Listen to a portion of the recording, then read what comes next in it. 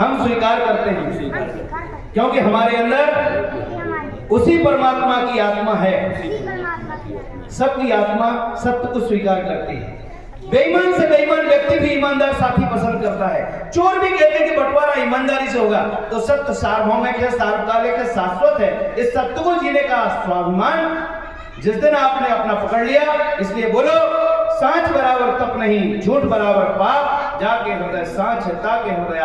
जो सत्य के मार्ग पे चलेगा वो सब चाहे जैसे कपड़े पहनो, चाहे जैसे कपड़े पहनो, लेकिन वही संत कहलाएगा जो सत्य का संग करेगा। सत्य का संग करने वाला ही संत कहलाएगा, और जो असत्य का संग करेगा वही असुर कहलाएगा। इसलिए भैया आपको चुनाव करना है कि सत्य के साथ चलना है कि असत्य के साथ चलना है भैया? सत्य के साथ चलना है। तो इस गांव में 40 गांव लोग आते हैं, 40 गांव के लोग आते हैं हाट में। यहाँ जो वेद प्रकाश जी ने बात कही है, यदि हम सब संगठित हो जाए और एक सुर में अच्छी बात कहें तो क्या वो बात अपने आप में प्रभावशाली होगी कि नहीं होगी? हमें अपने छोटे बच्चों का सही विकास चाहिए कि नहीं चाहिए?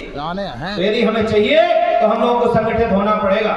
एक नारा जो अभी लगाया गया, सज्जन सज्जन भाई भाई और अज्ञानियों की करो भलाई। अज्ञानी जो है, जो बेचारे अपने पांव पे कुल्हाड़ी मार रहे हैं। छोटा बच्चा अज्ञानी होता है, चूल्हे की तरफ दौड़ता है जैसे अंगार को खिलौना समझ के।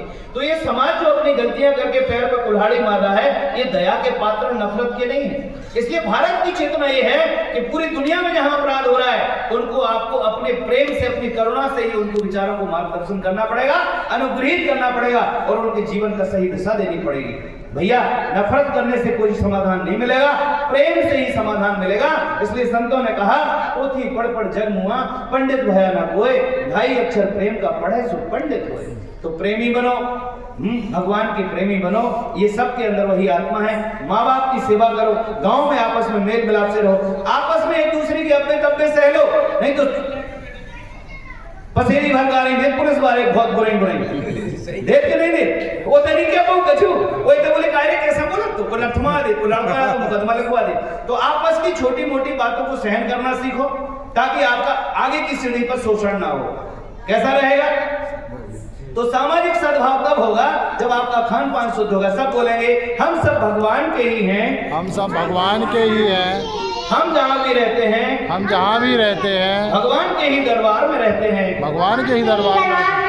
हम जो भी शुभ काम करते हैं, हम जो भी शुभ काम करते हैं भगवान का ही काम करते हैं, भगवान का ही काम करते हैं। शुद्ध सात्विक जो भी पाते हैं, शुद्ध सात्विक जो भी पाते हैं, भगवान का ही प्रसाद पाते हैं, भगवान का ही प्रसाद पाते हैं। भगवान के दिए प्रसाद से, भगवान के दिए प्रसाद से भगवान के ही जनों की सेवा करते हैं, भगवान के ही जनों की सेवा करते हैं। यदि आपने पंचामृत स्वीकार कर लिया, हम तो इस गांव में दीवारों पर भी लिखवाने का मन बना रहे हैं कि जिन लोगों ने हमको सहयोग करने की बात कही, गंगेले जी, पाठक जी, आदरणीय मास्टर साहब, प्रधान जी और अशोक भैया, मनोज भैया, आदरणीय भैया, वेद प्रकाश जी, इन सब लोगों ने और आप लोगों ने, यदि आपका मन है कि स्वामी जी को सहयोग करना है, किसका किसका मन है कि महाराज जी आप धरातल पे अभियान लेके निकले हो स्वस्थ, प्रसन्न, यशस्वी मानवीय चरित्र निर्माण के लिए, हम चाहते हैं कि हर घर में अलग जगाई जाए, चौका से चूल्हे तक। महाराज ने जो ही बता दो कि देवल वाले और घी वाले बाबा नहीं, हमें देवल नहीं जाने और घी नहीं जाने, हमें यज्ञ करने, सुनो ना, हमें यज्ञ करने ना, हमें मंदिर बढ़िया बनवा रहे।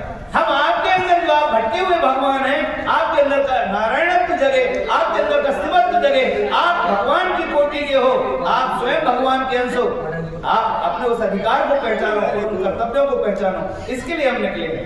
यदि आप हमारा सहयोग करेंगे तो चूल्हे तक हमारे लिए एंट्री होना चाहिए कि स्वामी जी चाहते हैं कि मिट्टी के बर्तन फिर आ जाए, फिर से कंडा की गकैया बच्चन खा मिलने लगे। हमारे घर के बूढ़े बाड़े जो हमारे बूढ़े बप्पा बामताई हैं, जैसे उनने अपना हल्के में तेल लगा लगा कर पालो भोजो, ऐसे बुढ़ापे में अपने बूढ़े बामताई का भी थोड़ी मालिश और मसाज मिल जाए, उनके भी मन का भोजन मिल जाए, उनका आदर हो जाए, उनके कपड़े मेले ना हो, उनका बिस्तर मेला कुचेला ना हो, उनकी उपेक्षा ना हो। देखो परिवार में ही स्वर्गीय वातावरण बनेगा। ठीक है, तो भारत माता की जय, वंदे मातरम।